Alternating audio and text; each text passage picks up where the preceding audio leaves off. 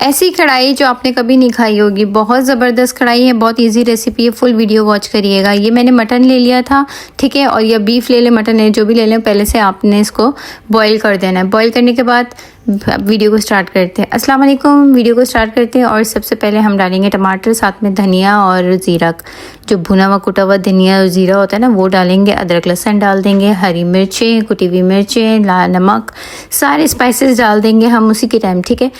टमाटरों के साथ लहसुन अदरक पेस्ट, ये सारी चीज़ों को अच्छे से मसालों के साथ मिक्स कर देना है आपने, और बहुत अच्छी बुनाई करनी है।